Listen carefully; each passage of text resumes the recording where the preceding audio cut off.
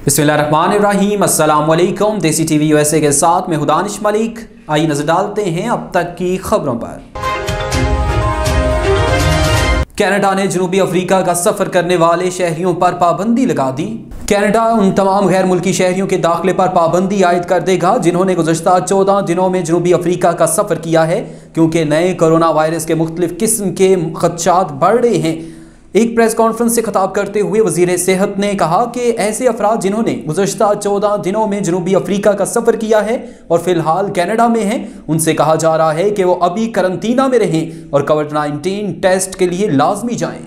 WHO की तर्जमान ने कोविड-19 के हवाले से अक़वाम मुत्तहिदा की ब्रीफिंग में शिरकत की। उन्होंने बढ़ते केसेस और कोरोना की इक़साम पर तशवीश का इजहार भी किया।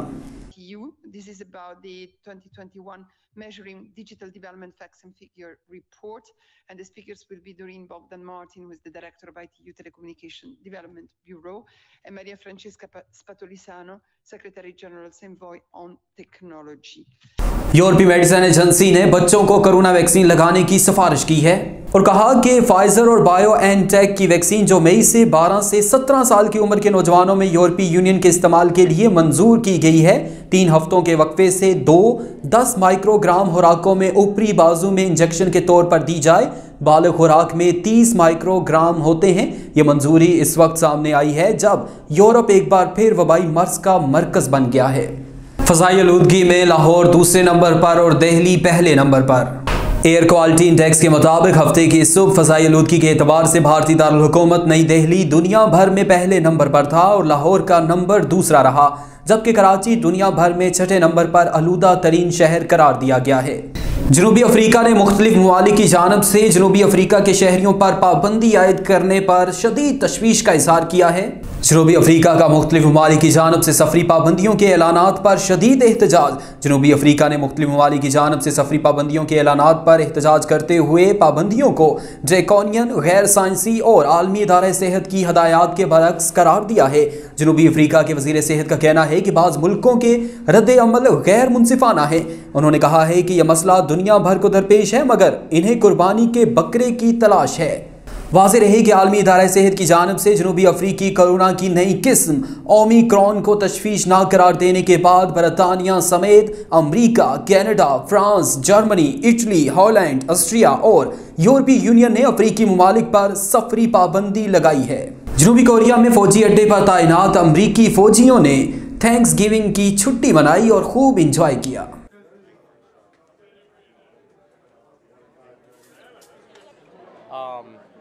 It's a little different. It's harder to visit family and see family, but we're just out here trying to make the most of it. रूस में कोयले की कान में गैस भर जाने से हलाकतों की तादाद 50 से तजावज़ कर गई। साइबेरिया में कोयले की कान में जहरीली गैस भर जाने के बायस हादसा पेश आया। रूस में गुज़श्ता रोज़ कोयले की कान में जहरीली गैस भर जाने से हलाक हो जाने वाले अफराद की तादाद 50 से तजावज़ कर गई।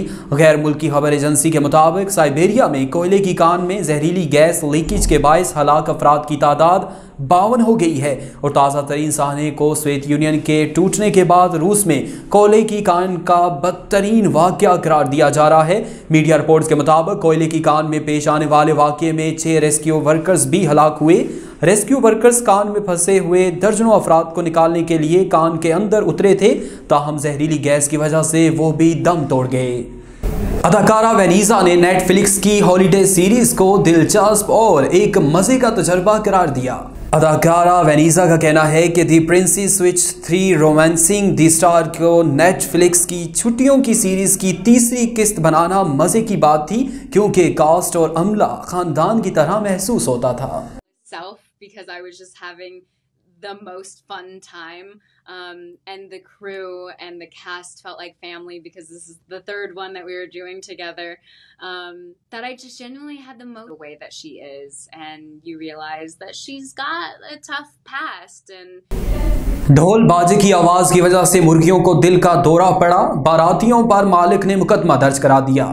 भारतीय रियासत उड़ीसा में बारातियों की जानिब से तेज म्यूजिक और ढोल बाजे के बायस 63 मुर्गियां हलाक हो गईं। भारतीय मीडिया रिपोर्ट्स के मुताबिक पोल्ट्री फार्म के मालिक रंजीत परेड़ा ने अपने पड़ोसी के खिलाफ नीलागिरी पुलिस स्टेशन में मुकदमा दर्ज करवाया। रंजीत परेड़ा ने बारातियों पर इल्जाम लगाया कि ऊंची आवाज में ढोल बाजे और गाने बजाने की वजह से इसकी 63 मुर्गियों को दिल का दौरा पड़ गया, जिसकी वजह से वो हलाक हो गईं। फार्म मालिक के मुताबिक बारात इतवार की शब 11:30 पर इसके फार्म के सामने से गुजरी। गानों की हद से तेज आवाज सुनकर मुर्गियां गैर मामूली रद्द-ए-अमल देने लगी और कुछ मुर्गियां उछलने लगी। रंजीत का कहना था कि इसने डीजे से म्यूजिक कम करने का कहा तो उसने एक ना सुनी, जिसके बाद एक एक करके 63 मुर्गियों की मौत हो गई। डॉक्टरों का कहना है कि तेज आवाज के सबब मुर्गियों को सदमा पहुंचा, जिससे वो जानबर ना हो सकी। अब तक के लिए इतना ही। मजीद बाखबर रहने के लिए देखते रहिए देसी टीवी USA या फिर विजिट कीजिए हमारी वेबसाइट www.desitvusa.com। इसके अलावा नीचे दिए गए लिंक ट्री पर क्लिक करें और सोशल मीडिया की लामहदूद दुनिया को देखें।